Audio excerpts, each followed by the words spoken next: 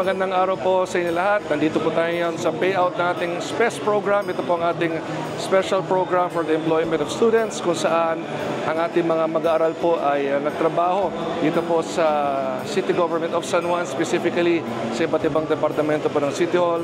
Nagtrabaho po sila for 20 days at kada araw po na pinasok nila, sila po itatanggap ng 645 pesos. So equivalent po yan sa minimum wage po dito sa Metro Manila bago po nagkaroon ng wage increase, no? Because the program started a few months ago.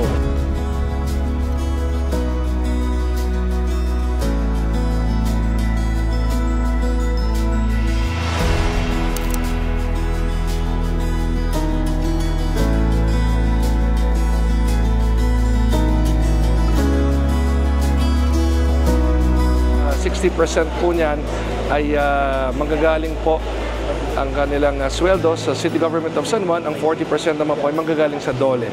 At ang bawat isa sa kanila itatanggap po ng 12,900 pesos. That is 645 pesos a day multiplied by 20 days of work.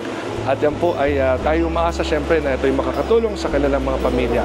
At kasabay nating SPES payout ay meron din po tayong payout mula sa ating Public Assistance Center para po sa mga lumapit for financial, medical, hospital, and burial assistance.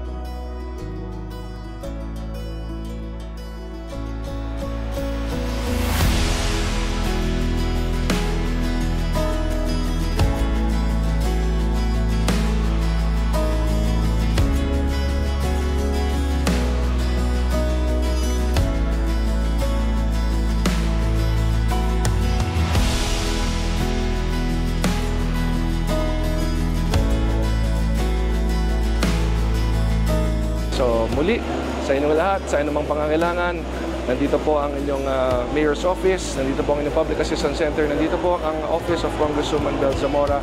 Pinagtutulong-tulungan po natin ang lahat yan upang matugunan po ang mga pangangailangan ng mga minamahal nating San Juanino.